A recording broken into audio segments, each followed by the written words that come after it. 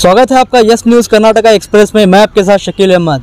तो आइए दोस्तों, आज हम बीजापुर शहर में एक ऐसे हस्ती जिनका नाम है हकीम दावल साहब, उनसे और एक बार एक खास मुलाकात करते हैं। ये दिन ब दिन जो कोरोना महामारी बढ़ती जा रही है, इसके अलावा जो ब्लैक फंगस जैसी बीमारियां सामने आ रही हैं, इसी के चलते घरेलू उपाय कर आयुर्वेदिक में किस तरह से आप सेफ रहें और अपनी जान को बचाएं, इसी को लेकर हमारे हकीम साहब से खास मुलाकात करते हैं और उनसे जानते हैं कि हम किस तरह से ब्लैक फंगस से छुटकारा पाएँ या किस तरह से उसकी निशानियाँ क्या हैं, उनसे हम जानते हैं। तो आइए दोस्तों, हमारे हकीम साहब से जानते हैं।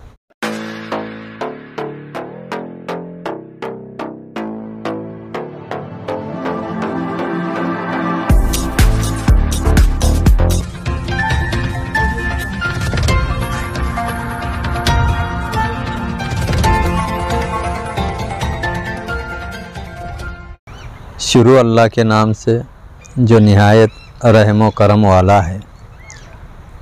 सभी दर्शकों को अस्सलाम वालेकुम। आज फिर मैं यस न्यूज़ चैनल के माध्यम से आप लोगों के सामने हाजिर हूँ और टॉपिक वही है कि कोरोना के मद्देनज़र बढ़ते हालात की वजह से क्या किया जाए। तो आज भी हम देख रहे हैं कि हर जगह कोरोना वायरस के जो है मरीज़ बढ़ रहे हैं और उसके साथ साथ दो बीमारियां और आई हैं। एक है ब्लैक फंगस और दूसरा वाइट फंगस। और उसके साथ साथ आज मुझे एक खबर और सुनने को मिली कि येलो फंगस बोल के भी एक बीमारी आई है। अभी तक तो उसकी जानकारी तो मुझे नहीं मिली है, लेकिन सुनने में आया है। तो मैंने सोचा कि ब्लैक फंगस, वाइट फंगस और कोरोना के ऊपर फिर एक बार और रोशनी डालना बेहद ज़रूरी है। तो इसके लिए मैं फिर आपके सामने हाजिर हूँ। देखिए, हम लोगों को सोचना चाहिए कि ये कुदरत का कहर है और कुदरत का कहर तभी बर्पा होता है दुनिया में जब इंसानों में इंसानियत ख़त्म होने लगती है। क्योंकि कुरान खुद कहता है कि जब भी इस धरती पर अनानियत ज़्यादा होगी, यानी इंसानों के अंदर से इंसानियत ख़त्म होने लगती है, तो मैं अपना कहर जारी करता हूँ। यानी कुदरत का कहर वहाँ पर जारी होता है। उसे उर्दू में वबा कहते हैं या फिर हिंदी में जो है उसी को हम कुदरत का कहर कहते हैं। तो ये कुदरत का कहर जारी है। तो हर इंसान को चाहिए कि कुदरत पर गौर व फिक्र करे और कुदरत की जो नेमतें हैं, यानी अल्लाह ताला कुरान में फरमाता है कि मैंने तमाम कायनात को बनाया इंसान के लिए और तमाम चीज़ों को भी बनाया वो इंसान के लिए, क्योंकि तमाम मखलूक के अंदर इंसान अशरफुल मखलूक है, ये खुद कुरान कहता है। और हम इन बातों पे गौर व फिक्र नहीं कर रहे हैं, गाफिल होते जा रहे हैं और गफलत में हैं। क्योंकि पूरी कायनात में जो भी चीज़ हमें नज़र आती है वो कुरान में अल्लाह ताला फरमाता है कि मैंने हर चीज़ बनाया इंसान के फ़ायदे के लिए और इंसान के लिए।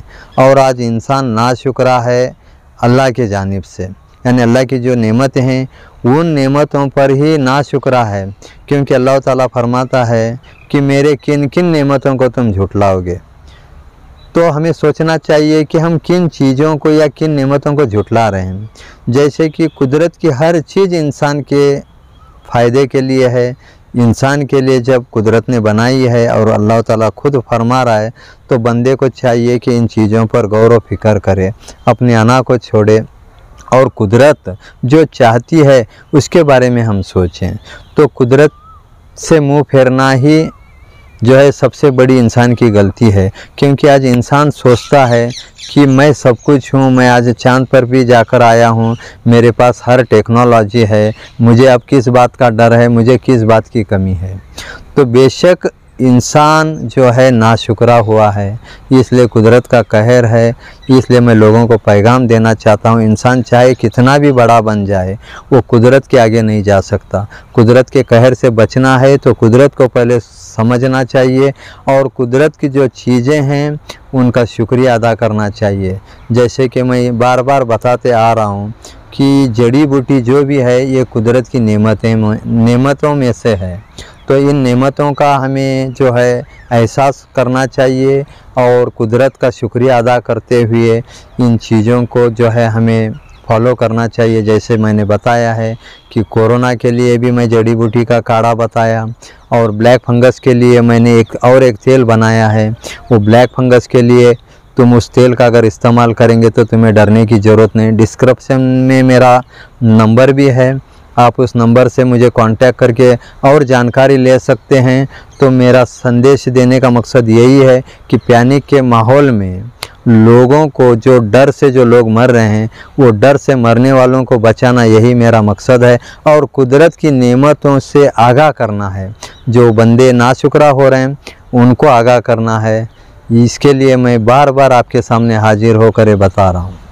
हकीम साहब, ये जो ब्लैक फंगस जो बीमारी आ रही है, ये अभी की है या पहले से ही थी ये बीमारी?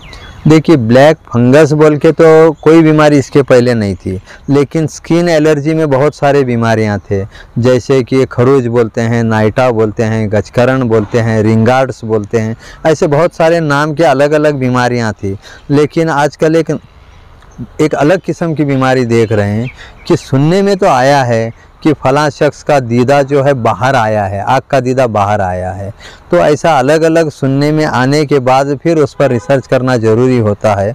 तो रिसर्च करने के बाद पता चलता है कि कौन सी बीमारी पहले वाली है और कौन सी बीमारी अब आई है। तो इसके लिए क्या करना पड़ेगा हकीम साहब? देखिए, स्किन के जो बीमारियां हैं उसी को ब्लैक फंगस बोलो या रेड फंगस बोलो या वाइट फंगस बोलो, ये स्किन के बीमारियों में आता है। तो स्किन की बीमारियों में जो इलाज मुमकिन है वो हमें पहले करना चाहिए। जैसे कि मैंने अभी बताया कि हमने एक तेल बनाया है, वो आयुर्वेदिक तेल है। वो तेल लगाने से मुझे उम्मीद है कि लोगों को इससे छुटकारा मिलेगा, इस बीमारी से। अब हकीम साहब, आप तक कोई चंद जो लोग हैं आप तक पहुँच नहीं सकते, अब लॉकडाउन चल रहा है, आपको पता ही है। तो घरेलू उपाय कर ब्लैक फंगस जैसे वाइट फंगस है, इन बीमारियों से वो किस तरह से निजात पाएँ? वही तो मैंने बताया है कि जहाँ भी तुमको अवेलेबल हो नीम का तेल, तो वो नीम का तेल ही पहले मंगा लें, उसमें थोड़ा सा कपूर मिक्स करें और फिर वो मिक्स करके अपने स्किन पर जहाँ भी लाल चट्टे या ब्लैक चट्टे नज़र आ रहे हैं वहाँ पर लगाएं।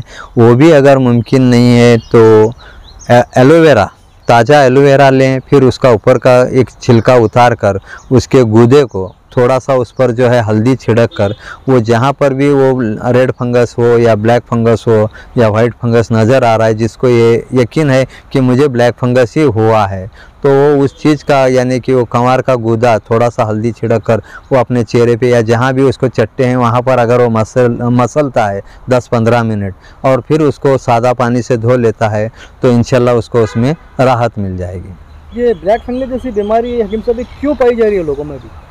उसको देखिए बहुत सारी वजह हो सकते हैं। जैसे कि वो एक मैंने कल बताया था कि मास्क लगाने से भी हो रहा है, क्योंकि मास्क बार बार लगाने से, मास्क हमें साफ़ सफाई नहीं रखने से वो बैक्टीरिया उसमें बढ़ने लगते हैं मास्क के अंदर, और वही बैक्टीरिया हमारे स्किन के ऊपर, क्योंकि मैंने बताया था कि चेहरे की स्किन जो है ये सबसे ज़्यादा सेंसिटिव है, उसके ऊपर तुरंत जैसे कि एक मामूली धूप के किरण का भी इस पर जब असर होता है तो बैक्टीरिया का भी जाहिर बात है होगा।